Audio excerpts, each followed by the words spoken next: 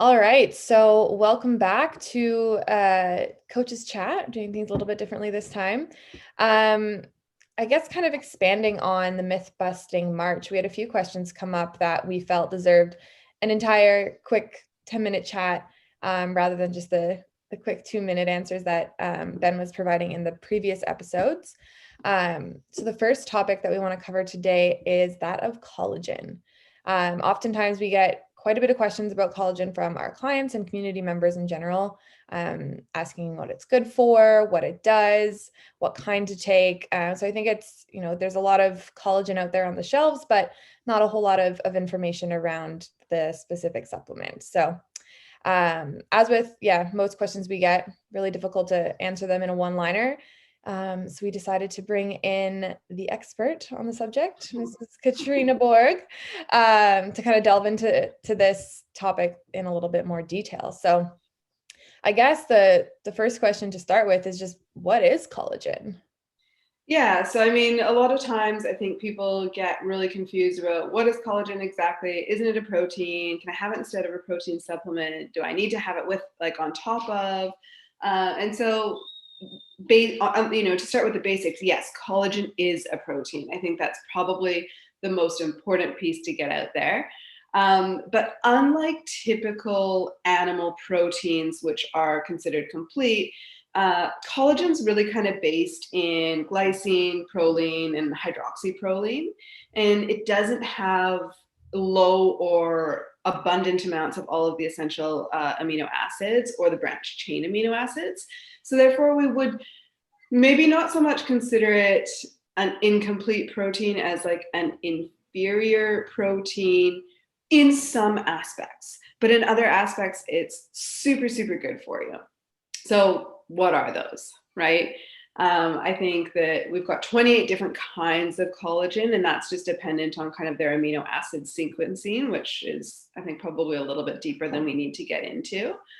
But for our intents and purposes, we kind of see three types in practice, right? So type 1 is going to be the primary source of collagen in your body. It's in bones and ligaments and tendons, skin. Type 2 is found in kind of the cartilage. And type 3 is usually found with type 1, but it's kind of more contributing to blood vessels, skin, and internal organs. Mm-hmm. So it is a protein, but unlike most proteins, it isn't necessarily the type that you're going to find contributing to muscle with the support structures of the body that it builds. Mm-hmm. And so with these three different types, so there's type 1, type 2, type 3, what would those look like on a shelf typically? Oh, yeah. So good question. This is definitely something that there's a lot of marketing done around. And so dependent on the collagen that's available, you might see that it's marketed as type 1 fibers or type 3 fibers, type 2 fibers. Sometimes you'll see the different types more highly associated with kind of bovine or marine sources. That's really kind of more marketing than anything. Yes, the different fibers do come from different places, but ultimately what happens is, like, the body's not able to absorb collagen in its whole form. It has to be broken down in order to be absorbed. And so that's where you might also see the term hydrolyzed protein on the shelves, right? Hydrolyzed collagen. Is hydrolyzed collagen better than regular collagen? Well, all collagen kind of has to be broken down in order for us to use it. And so regardless of whether it comes from a type 1 source or a type 3 source, it's going to need to be broken down into these really short chains in order to be absorbed. And so what it looks like on the shelf is not of so much consequence. There is kind of ongoing research that looks at, okay, like, say you're looking to rehab a joint, or you've got a lot of joint pain or inflammation. Is type 2 fibers, which is often found in cartilage, going to be more beneficial to help you rehab that joint? Do you need type 1? Research totally inconclusive at this point. Essentially, what we've seen is that once the collagen's broken down, it kind of all behaves the same way in the body. That's not to say that there might not be some minute benefits from, choosing a type 1 or a type 2 but we don't really know that yet. So if you're choosing that on the shelf because of the claims that, it's really good for skin, hair, nails, which you often see with type 1, right? Like, especially if it's marketed to females, that's all over the shop. There's not really any evidence to support that. What is much more important than the fiber type is the quality of your supplement and where it's coming from, right? So are you getting it from a kind of reputable manufacturer? Are they listing where they're obtaining their collagen sources from? If they're not listing where it's obtained from, I would question the quality of it. And what would constitute a good quality collagen? Like if you were to look and say it's, been sourced from X, like what would that look like in terms of good? And if there's, ones we would like to avoid, or if it's not listed, that's where we'd want to avoid most. I would say like the more information, often the better. That's certainly not always true, because we can definitely throw information at people for marketing purposes, right? But in terms of like a marine versus a bovine source, which are kind of where you're going to get them from, I would argue that there's probably not one that's better than another. But if you're getting a bovine source, you probably want to be looking for something that's like grass raised, grass finished, something like that, something that's a high quality animal product, just like any sort of meat you would be consuming. Similar to, and this is a tougher one because you're not necessarily going to be able to discern it as well, but if you're looking at a marine source, obviously don't want anything that's coming from a farmed fish, right? And it's not going to say that on the label, but you might look for terms like wild caught, things like that. And if you want to go for something that's like a little bit of a mix, that's probably not given the status of our research right now, that's probably not a terrible thing either. Mix between marine and bovine? Yeah. So, which, what I would say is, personally, if it was me and based on the status of the research as it stands to date, I'd probably get something that had a mix of fiber types and was hydrolyzed and was broken down and easier for me to consume. I just think that, the body's probably going to be able to absorb that the best.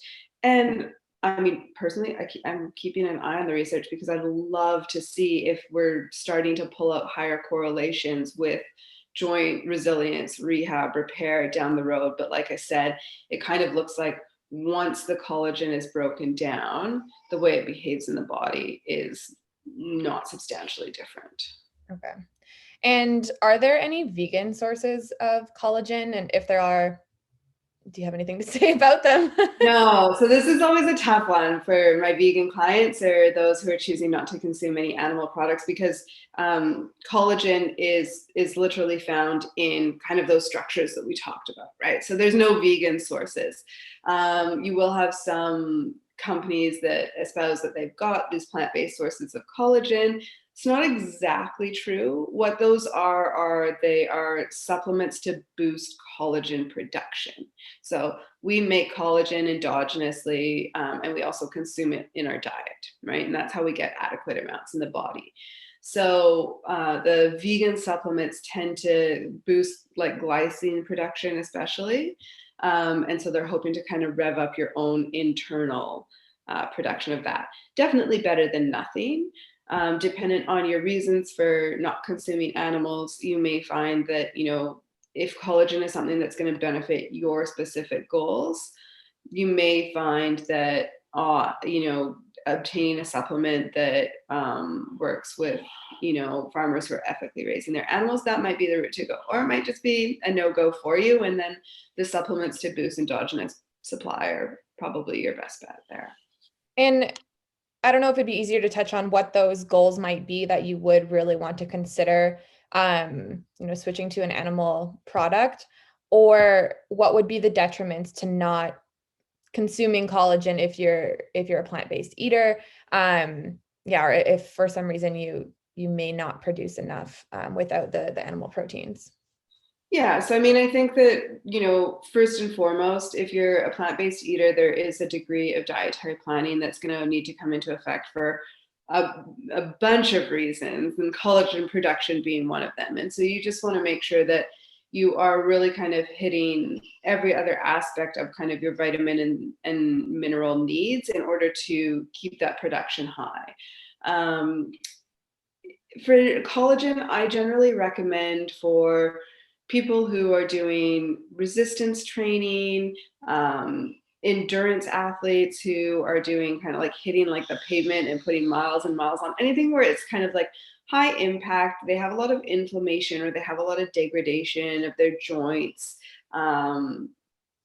pain associated with that, those sort of things. I think that collagen can be probably really beneficial for most people, especially as we age, but definitely for people engaged in those types of activities. And then if you tend to be quite prone to injury, right? Whether that be joint sprains, whether that be just kind of like those wear and tear injuries, I would say that collagen is probably quite beneficial for you in that regard. I mean, as far as like the skin, hair, nails is concerned, probably not as much. I would look at it more from a sports supplementation point of view. And it's one of those things that like, you're not going to pick it up and have a scoop alongside your protein and say, oh yeah, like I'm feeling better today. The inflammation in my joints is down. But over the long term, you're giving your body more of the raw material to work with to make those strong, healthy joints, tendons, ligaments, bones, etc. Right? So probably most people involved in any sort of sport or athletic training could benefit. And if you think you could benefit, but you're not keen to take an animal product, then yeah, I mean, I'd probably look at the collagen boosting supplements, but first I would just make sure that I've really nailed down the basics in my diet. Mm-hmm. And is there any benefit to taking collagen for any GI symptoms? There is some evidence that would, I mean, because collagen, especially like kind of the type 3 fibers that we talked about, they are involved in kind of building up those intestinal walls, right? Now, again, what we said is, oh, it's not necessarily you take type 3 fibers and they go into your system and they target the gut lining, right? So you can take kind of any of the collagen fibers and they're going to break down and they're going to contribute to that and kind of creating a healthy gut wall and tight junctions and things like that. There is some evidence to suggest in people with some kind of like leaky gut syndrome that taking supplemental collagen may be helpful in that. But again, it's probably not going to be your golden ticket. It's probably not the only thing you need to look at. You probably need to look at some other things that are going on in your diet in order to address that. Yeah, not going to be a quick fix. No, nothing ever is, right? Exactly. One thing, just give us one thing that's easy. Just the magic pill. Excellent. So I guess for people to kind of take home some key points here, is collagen supplementation necessary? If so, how much? And if there's any other key takeaways that you can think of? Yeah, so I would say supplementation is supplementary. So I would never say it's necessary across the board, but I would think that you should look at your particular activities and your intake, how you're feeling, how you're recovering, and you may find that, oh yeah, I think there's something that could be of benefit in there. Like I said, for most people engaged in sports or kind of resistance activities, that there's probably some room for it in there. In terms of how much you should take, this is one thing that I am quite careful with my clients, because oftentimes a lot of people might prefer a collagen supplement over a protein supplement for digestibility, palate, all of those kind of things. And so they're much more happy to have collagen in their coffee or something than they would be a protein shake. What we need to remember is that collagen works in such different areas and in such a different way than a complete protein. And so whilst it's beneficial, I don't want it making up the bulk of your daily intake. So I generally tell my clients kind of like 18 grams a day of, their protein from collagen, which is usually about 1 or 2 scoops of a supplement is probably, and for a lot of people, that's going to be, what is that, like 10% of their daily intake, give or take, right? That's probably enough. What we don't want to see is we don't want to see people over supplementing with collagen, bringing their protein intake down, and then like hitting the gym really hard for resistance training or putting a lot of miles on the road. And now we're not giving their muscles enough to work with, because it's not going to build those muscles. If that's kind of your goal, to build muscle mass, we need to be looking at protein outside of collagen to support that. Excellent. Did I cover that? Did that answer them all? I think so, yeah. Awesome. Yeah, well, hopefully there were some good takeaways for people here who've had some questions about collagen or who might be looking into getting a collagen supplement. But as always, if you have further questions, please don't hesitate to reach out to any of us on the MTMM team, or just comment down below and we will reach out to you. All right. Thanks for having me. Thanks for coming on. We'll talk to you soon. Bye. Bye.